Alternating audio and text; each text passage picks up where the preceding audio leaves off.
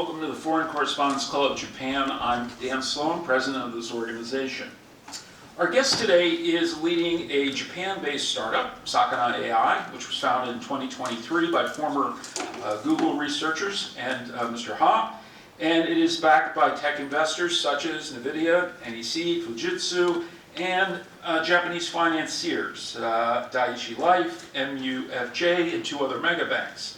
Last August, the company launched AI Scientist, claimed to be the first system to automate scientific discovery. Yesterday, the company introduced its continuous thought machine that uses the synchronization of neuron activity as its core reasoning mechanism. The company's startup value, I think I've got this right, I should have asked, but now exceeds $1.5 billion. But its investors certainly have high expectations. Sakana AI uses an evolutionary model merge method, automatically testing model combinations over generations to identify new choices. Our guest today previously headed the research division of Stability AI in Britain, reportedly has a thing for fish. I didn't ask him about it yet, but we'll find out more. As well as collective intelligence, which hopefully he will find in great abundance today at the FCCJ.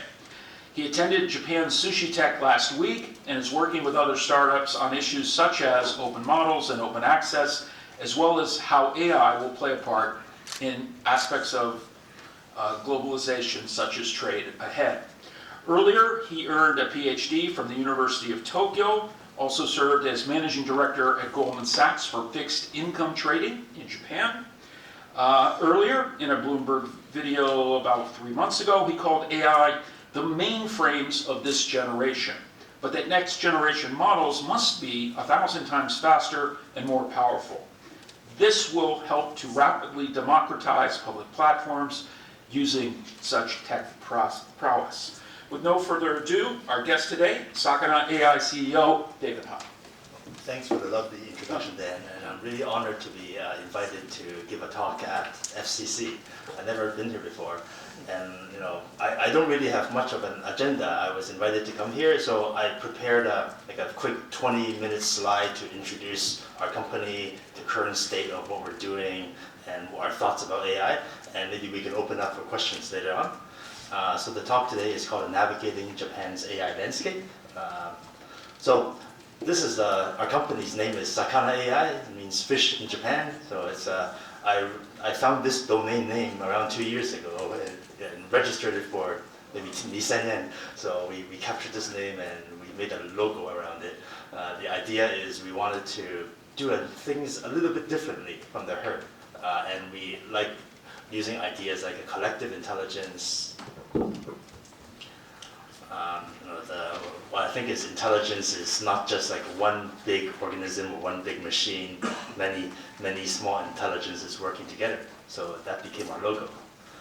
I can introduce the 3 of our co-founders. So this company was started by myself, David Ha, my friend and colleague Lion Jones started the company with me as a CTO, and Ren Ito as well. So as a Japanese-based company, I think the 2 of our founders are not Japanese, and one of our founders is a Japanese person. But I'm a long-term resident of Japan. I lived here for more than 10 years. I arrived in Japan and worked for like a foreign company. I was always working at American companies. That was my regrets. So I never had a chance to really practice Japanese so much. But I first came to Japan to work at Goldman Sachs. I started off as a derivatives trader, so I was trading Japanese government bonds back then. So that was my education into how the Japanese government sort of worked, at least on the financing side. And that gave me some good education into dealing with talking to investors and stakeholders and so on. But around the year 2016, so I had an engineering background, and I kind of wanted to have a career change. So I joined Google Brain in Silicon Valley, in Mountain View, as a researcher. So I actually moved to California to work there for a few years. I wrote some of the earlier papers in a field that we call generative AI. I worked on high resolution image generation, like new forms of neural networks, getting neural networks to draw things, and also making some of the earlier video generation models back then. And at Google, I had the opportunity to relocate back to Japan. Google was really expanding in the year 2018. They have this big Shibuya stream tower. So I asked my boss, Ph.D, to let me come back to Japan with my family, and then I was able to start a team here. On the way, I also obtained a Ph.D. in sciences from the University of Tokyo. Collaborated with several professors at University of Tokyo, and I was quite proud to also finally obtain an education degree from a Japanese institution. So my co-founder, Lionel Jones, he was one of my friends, and he internally also transferred to the Japan office. So luckily, he was able to get to Japan one day before the borders shut due to COVID. And his claim to fame was he was a co-inventor of the transformer architecture, the T in ChatGPT. He wrote this paper called Attention is All You Need. But he worked on many other projects internally at Google on scaling up language models. He also worked at the YouTube division, worked on video processing and the like, so generally a really good technologist. And my third co-founder, Ren Ito, he is the background is also from the University of Tokyo, but I guess he didn't study the STEM subject, he studied law. And after obtaining his law degree, he worked in the Ministry of Foreign Affairs in Japan, did that for a while, traveled, worked on diplomacy, and then eventually joined a company called Medically as an early employee, and worked there until the IPO. And I met him, when I was doing some work for startups after Google at Stability, where he was the COO there, and we had a good connection, and we decided, the three of us, to start this new company. So one of the reasons we wanted to start this company in Japan, well, the main reason is because I'm a long-term resident of Japan, and I wanted to find an excuse to stick around in the country. But we needed to have a real legit reason. So the real reason we had is we think that AI is a really important technology. I think right now everyone's using language models, computer vision models, using analysis, using AI. And we think that such an important technology right now should be developed in Japan, or at least Japan should have the know-how on producing this technology for its own needs. And from what we thought was most of the AI technology is either developed in the US or in China, and there's room for an advanced nation such as Japan to cultivate its own AI ecosystem with strong R&D companies in the AI space. So I tweeted this around 2 years ago, and that was what I set out to do, and we're hopefully doing that. So we wanted to build a world-class AI R&D company in Japan. We didn't want to build a company just copy whatever the US is doing, produce some apps to mimic what other people are doing. We wanted to have a truly world-class AI R&D company with original R&D and original products and services developed in Japan for Japan. So even our company is registered in Minato-ku as a kabushiki kaisha, and there's no overseas Delaware corporation or whatever. It's really a Japanese company. So in our seed stage, we actually got investments from both Silicon Valley investors, Lux Capital and Costa Ventures, but luckily also received investments from partners in Japan such as NTT, KDDI, and Sony.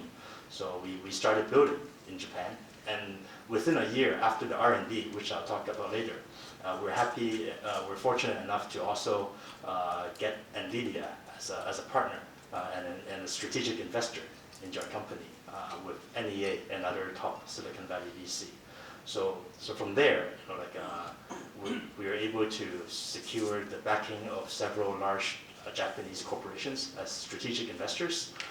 So the mega banks, the insurance companies, the trading houses, and so on. And my thinking is getting the large Japanese companies to invest as strategic investors allows us to work closer with them to deploy AI technology. And I'll talk more about that later on as well. So many people ask, why did you start a company in Japan? What are the advantages of starting an AI company in Japan? And I can name three main advantages.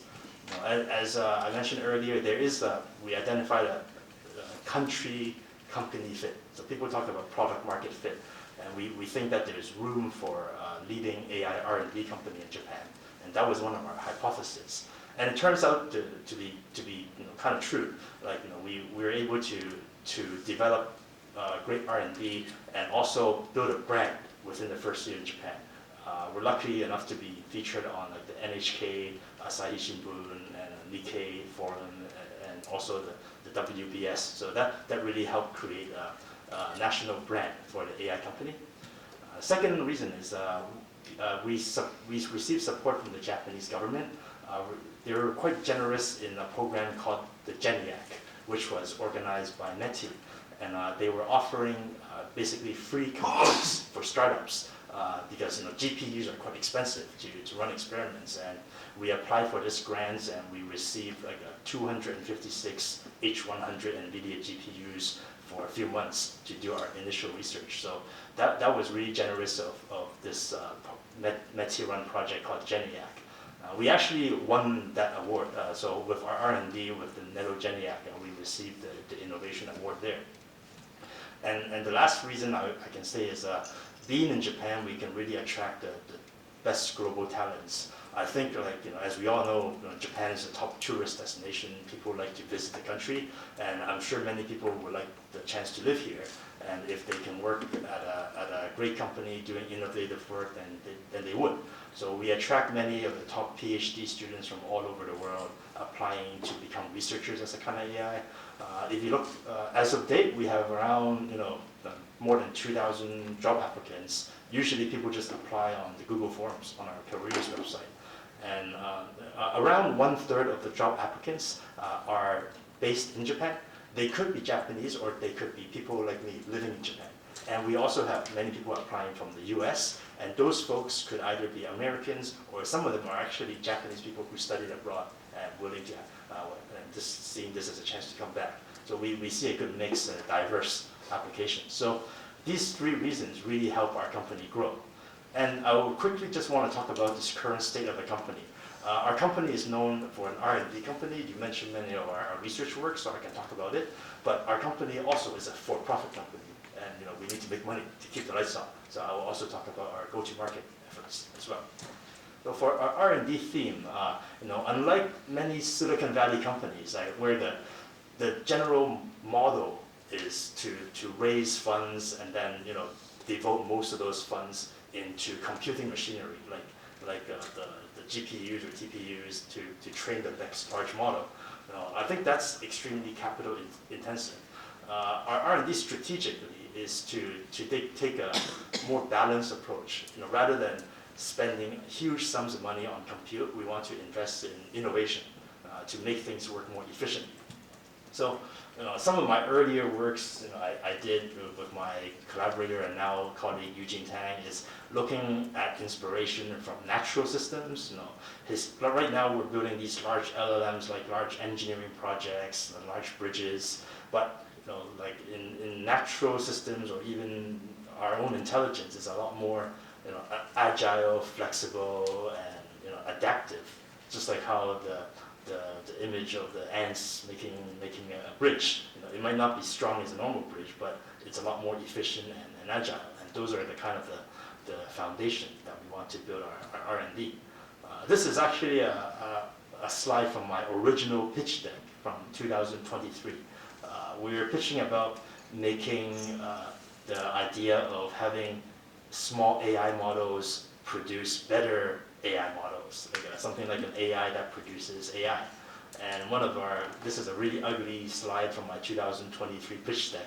The idea is, okay, you have already many existing models out there. Why create yet another one? Try to build on top of existing models, find ways to merge them together, and use this collective intelligence of existing models to automate the development of new models. So that was kind of the idea of what we set out to do, and this is a graphic that was produced by Nikkei that kind of summarized what they thought we're doing. We're creating using many small models and having them work together. So one of our first research outputs, which Dan kindly mentioned earlier, is a technology called using an AI algorithm, evolution algorithm, to combine different models, to merge different existing models together. So we're really the first to be able to develop the technology to use an evolution algorithm and AI model to take existing models that would then produce new state-of-the-art models with capabilities defined from by the user. So if we wanted to have a Japanese language model that can also do reasoning and math, we're able to put that in the parameters of our optimization and get the intended result. So this was one of the first works that was well known at the company, but I can talk about other works as well. So my view is, recently I talked about this work in Sushi Tech. Our company created a state-of-the-art small language model. This model, we call it small now, but it's actually like close to 2 billion parameters. And this model is a model that works inside of a phone. It has the capabilities similar to a model that's like 50 times bigger than it. And we really want to use this as a platform for developing small AI that would work for personalized tasks. And the question is like, why do this? Why should we do this kind of technology when everyone else is building bigger and bigger models? So as Dan mentioned earlier, my view is like technology always improves in efficiency. And when we look at the first computers that fit in an entire room, the ENIAC, and now that computers are the size of a phone. My view is similar for these AI LLM models. I think the current LLMs are the mainframes of our generation. Every year, things are going to get like an order of magnitude more faster in terms of performance and energy usage. And within, I think like within 3 to 5 years, the same capabilities of our frontier models today, like the GPT models, are going to fit like on the palm of our hands. That's basically my hypothesis. And I want to position ourselves to develop technology that would work, like when we have a personalized AI. And by developing a small model like this, it really helps us, clarify, what is importance.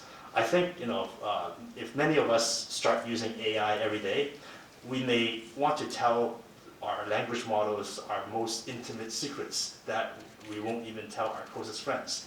Like, you don't want that information to be prompted and sent overseas to an external, model. You want everything ideally to be air-gapped inside your phone.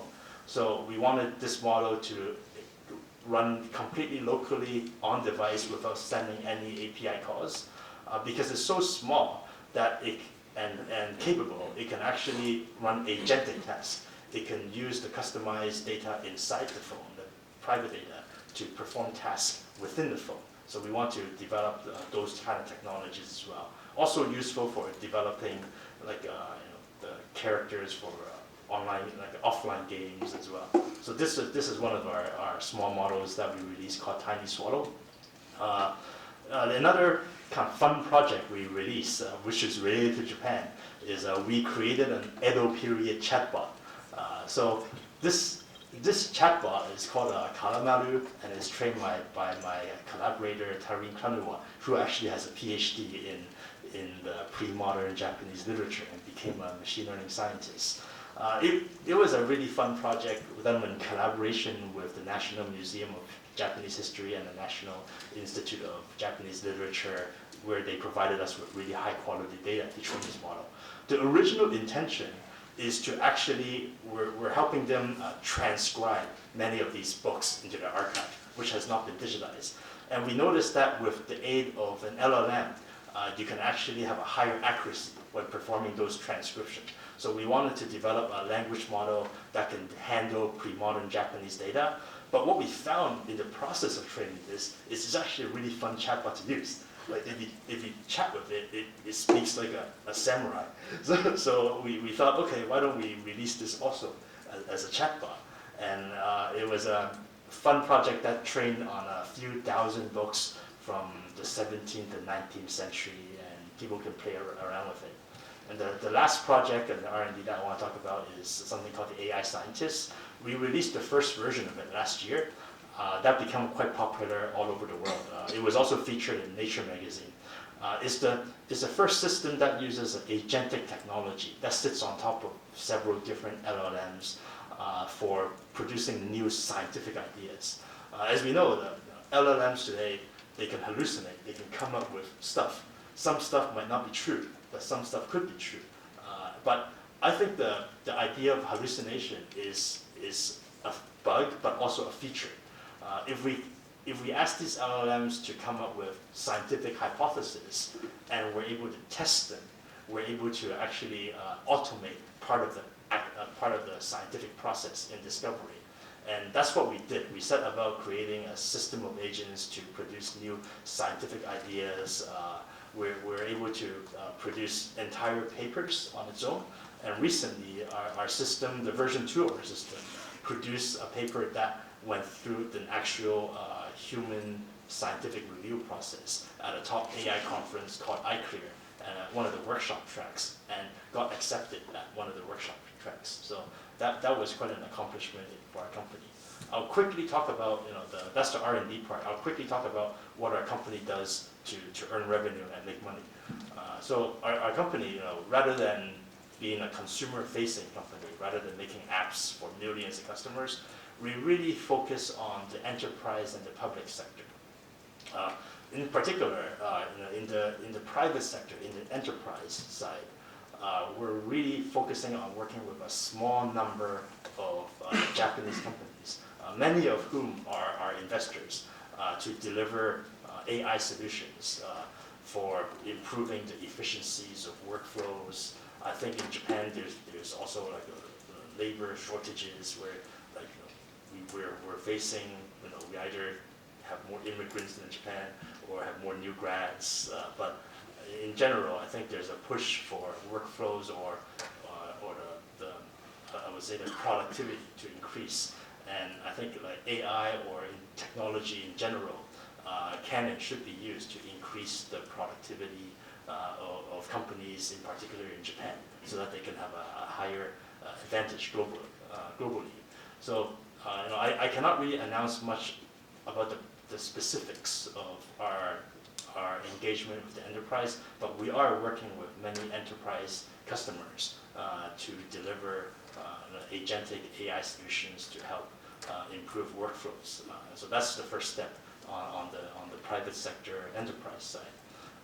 I think we also have a more ambitious dreams or more ambition on the public sector side, because I think Japan is just not just Japanese companies, but governments and even the defense sector.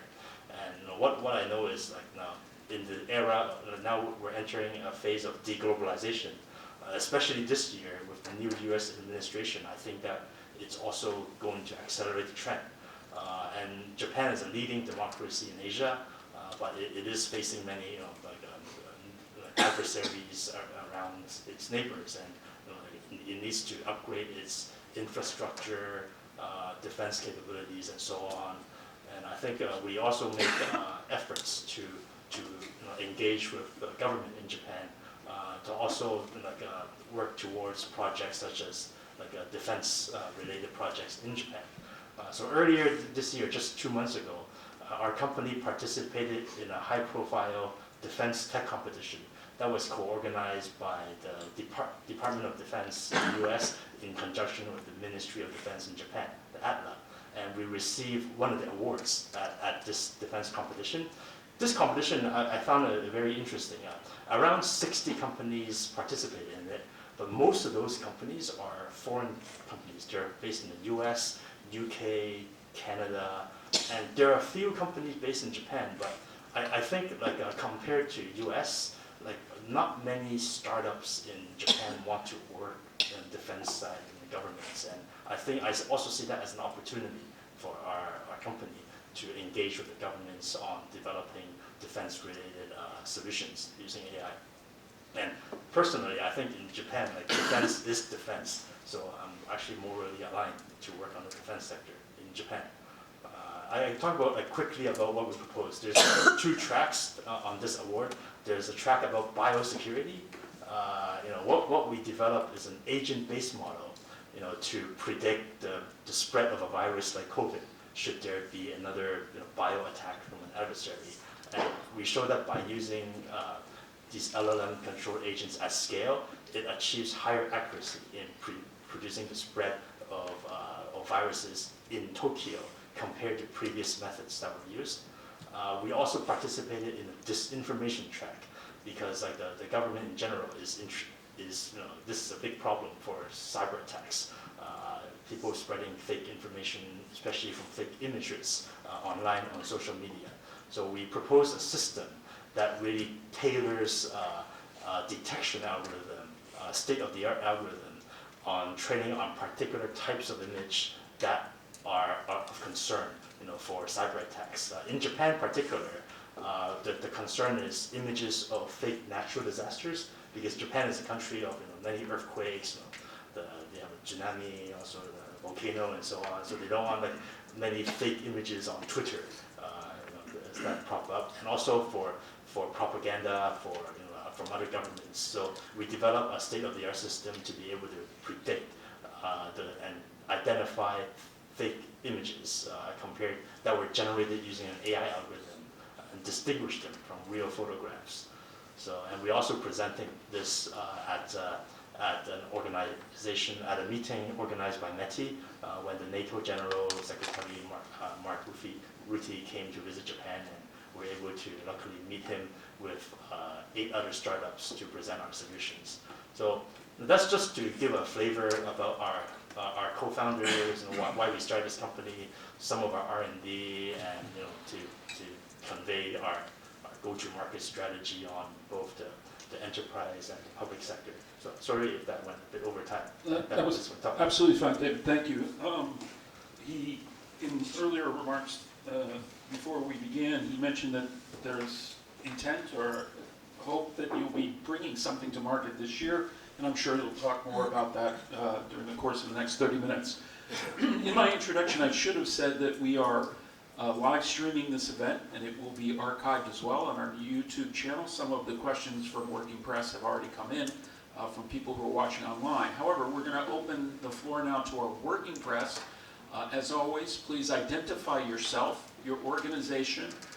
Because we have a rather large crowd today, please try to limit yourself to 1 question if possible, and no speeches. Will, go ahead.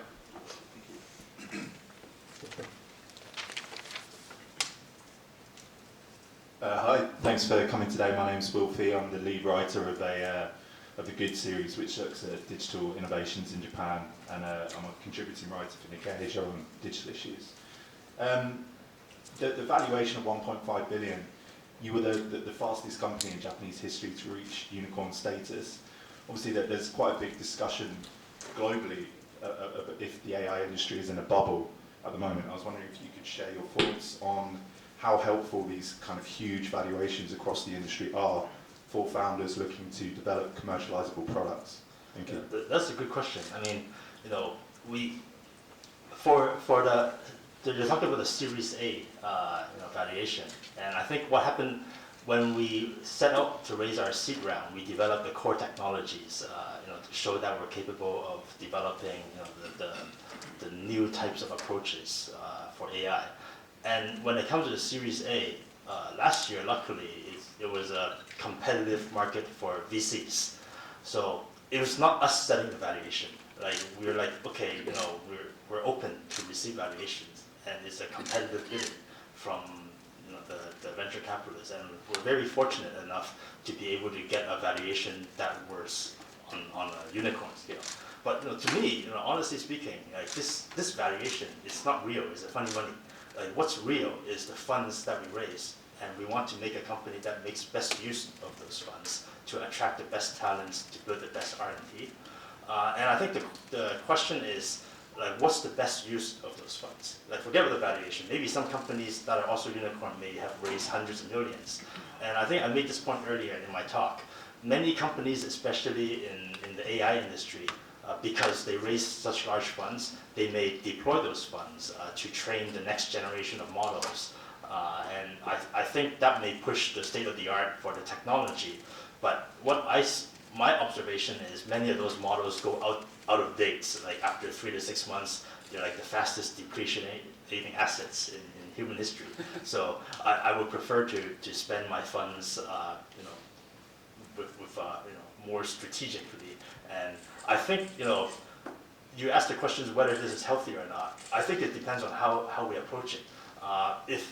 If I plan on spending these funds very diligently to build in the words of Paul Graham, he has an essay called Default Alive. If you build a default alive startup, then sure, if we can raise a large sum of money from top venture capitalists, and build a business plan, have a longer runway, then I think that's good for our company. But for companies who are raising money and forced to quickly deploy that to train yet another large model, this could very well be in a bubble. And if the bubble eventually collapses, we don't know when, then they will not be able to raise another valuation, another round at a higher valuation, and that presents several challenges. So I think it depends on the strategy of using these funds. Thank you. It sounds like a man who used to trade JGBs. Yes. All right. Yes, sir. It's all about the coupons. All right. Yes, sir.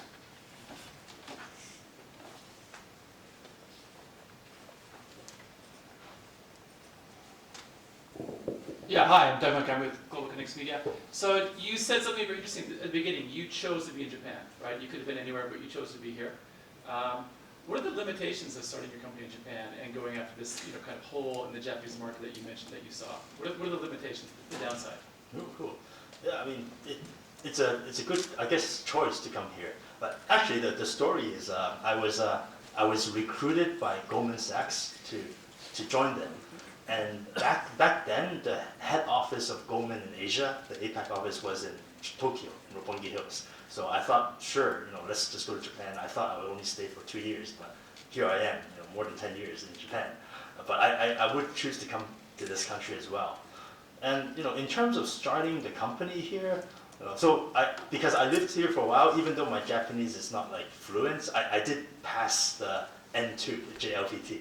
So I can, not N1, so I did kind of pass, and I can understand, I can go to the ward office, and I can understand government forms. So in terms of registering the company, that wasn't so hard. I go to the registration office and I register Sakana AI and pay the original fee. I can even set up a bank account on myself. But I could see for like an entrepreneur coming from outside of Japan, they would have to, learn Japanese or find someone who can understand Japanese forms and go through the bureaucracy. But I think that's the same in every country. I think maybe the advantage is English is spoken everywhere. So people in the U.S., they can open a bank account because they can speak in English. And so there's a lot of stories I read about these days about difficulty in Japan. I think it's mainly about understanding the language and culture here.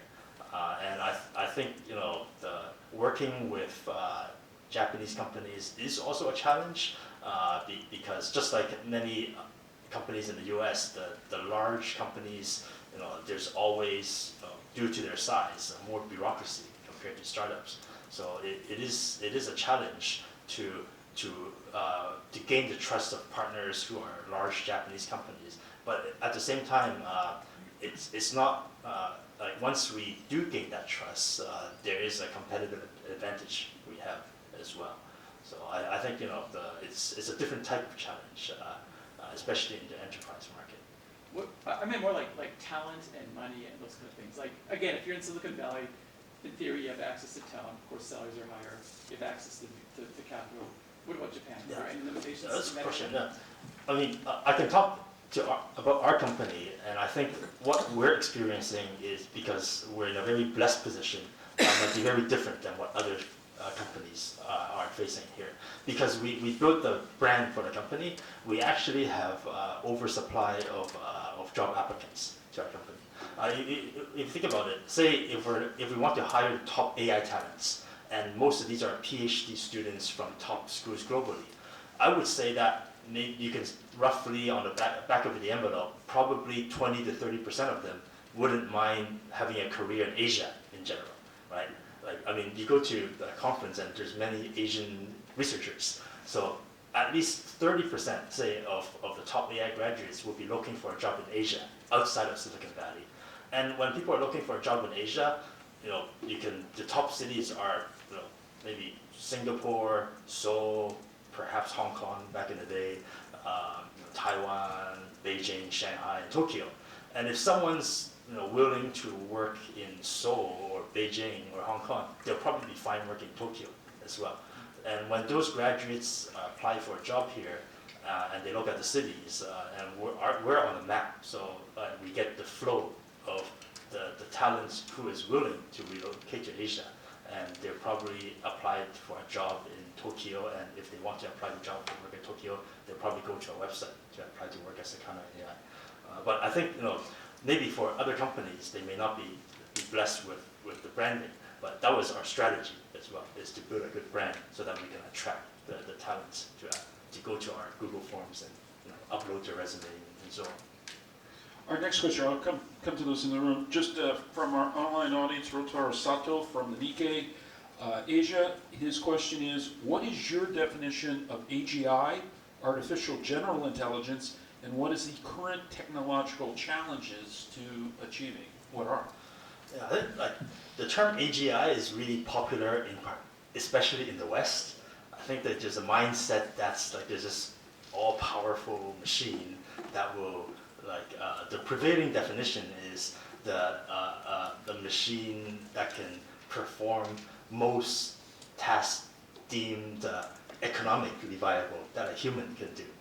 That's the definition for several, I guess, large companies in the U.S. I take a more nuanced approach. I think that's AI is just a technology. Just like cars when they're developed, they replace carriages, and TVs replace radio to some extent.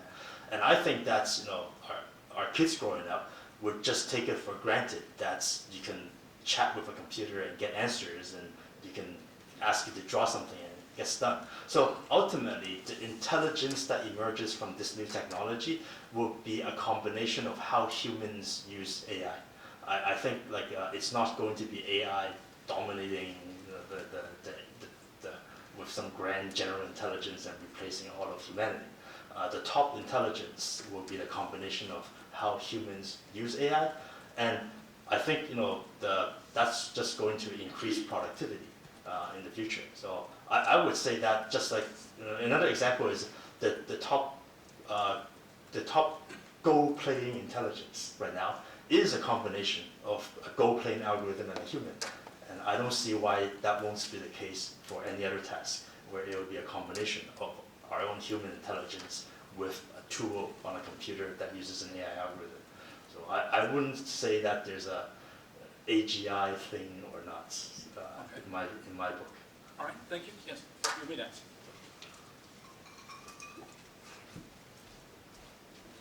John Boyd, freelance.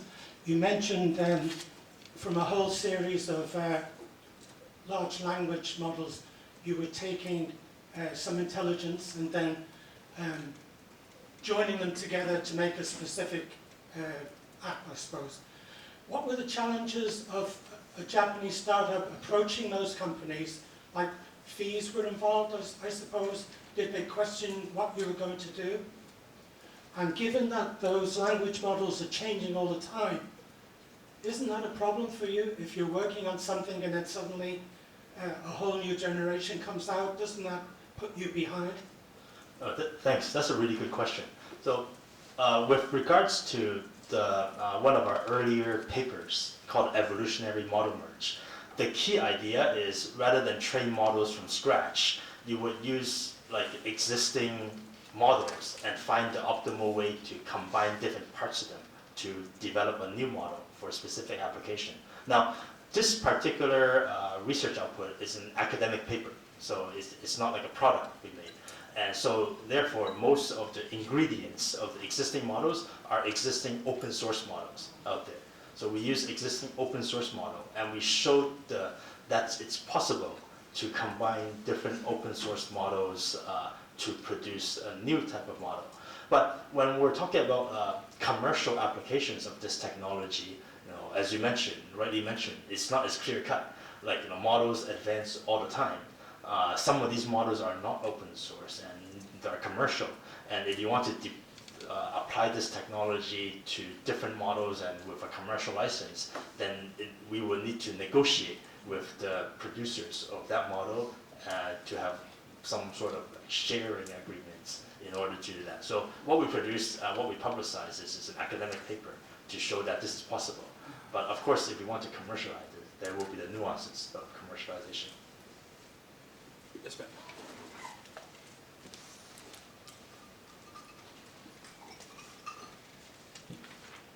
Hello, my name is Himari Shimens from the Japan Times. Thank you for speaking today. First, I would like to ask, you talked about deglobalization and the increasing importance of AI earlier. Why does Japan need AI more than ever? And what are the risks of falling behind in the context of defense as the US pursues a more unpredictable foreign policy, with US President Donald Trump calling the Japan-US alliance one-sided, while China continues to make advances in technology? Thank you. This is actually a very challenging question. So I'm not a politician, so I don't really have a particular view of Donald Trump and his policy. But I would say that for the first question, why AI is important for Japan, I think it's important for two key reasons. The first is the demographics. I think because as we have a less population, there is a need, for people to, people want to be more productive. You can be productive and achieve more, for yourself, for the company, and also maybe do more with less time, so people can spend time with their families, taking care of their moms and dads or grandparents in Japan. So I think demographics challenge is one that can be not solved by AI, but at least AI can help with making people more productive. And the other reason in Japan is, as you also mentioned, due to the deglobalization. I think technology in general, and AI included, is very important for a country to make its infrastructure more secure and efficient. And this includes how the governments are run, information systems, defense, cybersecurity, and so on. And with all of these areas, especially in defense and cybersecurity, AI is becoming a core part of this technology. So from Japan's point of view, my view is Japan should have its own know-how and capabilities to produce what the AI systems that it needs to run them. But of course, it's a global market, so there's nothing in theory stopping Japan from using vendors outside of Japan, like the U.S. or other countries. But as you say, the U.S. policy does seem to be one that aims to be more U.S.-centric. I mean, it is what it is. I cannot say whether that's right or wrong. Every country needs to do whatever policy it is in their own interests. And if that's the case, then there is a possibility that AI services, in the future, could be a bargaining chip. For countries, if the AI services or AI models are so powerful, maybe that potentially can be a bargaining chip for other countries, whether they can use them or not. And this goes also to the discussion we had earlier about the alternative is some other countries, even like China, are embracing open models. So companies are encouraged to, of course, build their products and services on top of AI, but in general, you have an open model ecosystem that the entire nations can build products on. And I think that can be a good way to counter proprietary models or technology that can be easily restricted in trade. So I wouldn't be able to really comment on my views on Donald Trump and his policy, because that's, I guess, be above my pay grade. Thank you. Sorry, one more question, if that's okay. You talked about targeting the public sector, in particular the defense ministry. How might Japan's defense ministry use Sakana AI's defense-related AI applications, and what is the timeline for any possible use? Thank you. Yeah, good question. We're still in the fairly early stage of the public sector. I think, in general, engaging the public sector, especially in an important area of defense, takes years or even decades in order to solidify one's capabilities. What we're doing, especially in this early stage, is having a dialogue with the governments, especially through these defense tech competition. Like the ones that I talked about earlier is the Ministry of Defense wanted solutions for, they told us what they wanted. They wanted solutions for biosecurity, for disinformation, and we tried to produce these for them. And I think by winning these competitions, it allows us to have a deeper dialogue as to, okay, maybe this is not exactly what they want, they have this other problem, and we can kind of like organically have a more fluid dialogue through building these solutions in an agile way. Okay, our next question comes from our online audience, Rocky Swift of Reuters, who asks, what's the latest that you've been hearing from Nvidia about global demand for AI chips? Well, I don't talk to Nvidia so much. Like they're our partners. We talk more about our strategic R&D collaboration on how to make the best for Nvidia chips and how to make models that run the most efficiently on Nvidia chips. So personally, I don't really get any inside scoop about the demand for it. But as a private citizen with no specialized knowledge, I do have the view that there's going to be more demand for computes from more on the inference side, like running the models. Like maybe from last year and the year before, most of the demand is folks trying to train large models. But now these models are trained, and people discovered that if you spend more resources on inference, you can actually do things like getting them to reason, getting them to think longer, so to speak.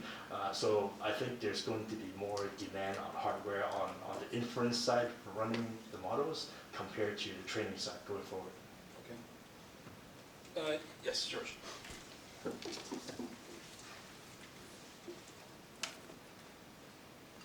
My name is Baumgartner. I'm working for Swiss Radio and Television. When are you planning to list your company on the stock market? And do you still have research links or collaborations with Google? That's good. I mean, yeah. When do we IPO? I guess I don't know actually. Yeah, I think I just want to make the company add value to companies in Japan and also work with the public sector. So my goal is to really build the company to the default alive and add value to Japan. And if we're able to add value with our partners in Japan, then naturally my view is we can make a revenue and profit. And if we're able to have a sustained profit, then maybe IPO can be an option in the future. But I haven't really planned so hard about it. The second question is in terms of collaboration. So our company can collaborate with external researchers outside of Sakana AI. And in fact, we collaborate heavily with academic research labs in not just in Japan with University of Tokyo, Tokyo Institute of Technology, but also with universities like the Oxford and University of British Columbia. And we can also collaborate with other labs in Google as well. I think through such collaborations, like most of the output would be in the form of research papers, academic papers, rather than specific products and so on. But there's nothing stopping us from collaborating with other tech companies as well. I'm going to take the liberty of asking a question. A couple of months ago, we had distinguished guest from the University of Tokyo, I believe Matsuo-san, who I asked the same question. And subsequent to his speech, I looked into what kind of, how is journalism as a vocation, as an industry, embracing AI? And according to some models, 50 up to 70% of journalistic or media units do use AI in some facet, but most don't. 25% or less actually have kind of a formal training or kind of a structure for how they are adopting AI. I want you to crystal ball, if you can, and think of it in terms of what Sakana AI can do right now and what might the future bring. How do you see it potentially impacting journalism or the kind of information or computing prowess that people could get on any mobile platform? Cool. Well, that's a good question, and it's a difficult one because I don't have a background in journalism. But my view, like personally, I deeply respect journalists. I think journalism is very important to find out what is true, and especially in this day and age of all this like news, all this noise on social media. It's very important as a profession for the population to understand what is like true, or to what degrees of truthfulness is there, and like finding out what is a fact, and that's something that's fundamentally very important in my view. And if we talk about AI, I view it as another technology that a journalist could use to make his or her job more efficient or satisfying. Just like maybe the old school journalists did not use a word processor, and now journalists use a word processor, and so on. So I would say that like many journalists, friends of mine, might use a language model to do grammar checking, to figure out another way to write a sentence. That's fine, but maybe you have old school researchers that don't need to do that. They have a better, they like their writing style more than ChatGPT's. Then they should continue to use it. So I would just say it's a tool, just like search. Now you have Google. Now you have these AI can also help analyze data. And I think ultimately though, you do need a human in the loop to make the final decision. And whatever is written, the responsibility, the ownership of what's written should be by the news organization. Well, you put a lot of people at rest about their job future, so that's good. No, and the other thing, it sounded like, and similar to your other answers, utilization is good, reliance is perhaps a risk, might be a danger, particularly for journalism. Yeah, I mean, I think that's like it's like AI is good at writing, it's good at like conveying a narrative, whatever you want it to convey. And if those tools can make a journalist more productive, then great. But ultimately, though, when the AI, unless we're at the stage where the AI can be in a robot, like a humanoid robot, and going out to the world to feel things, to see actual events in order to determine what is true or not, you still need a human to figure out, to look at the world, to figure out what is true or not. So I think that cannot be replaced. All right, thank you very much. We've got time for one more question. Perhaps someone who hasn't asked a question yet. Yes, go ahead, sir.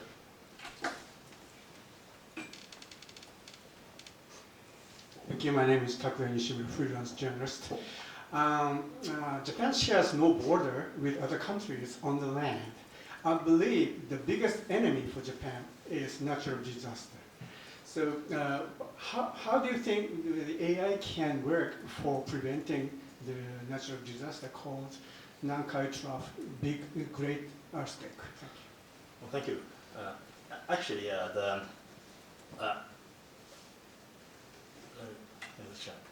I think AI in particular, machine learning models, have shown to be quite useful in improving the accuracy of weather prediction, earthquake modeling, and volcano modeling. So there has been several works on those areas, applying some of the latest data-driven algorithms on that. And this is, I think, is a very important area.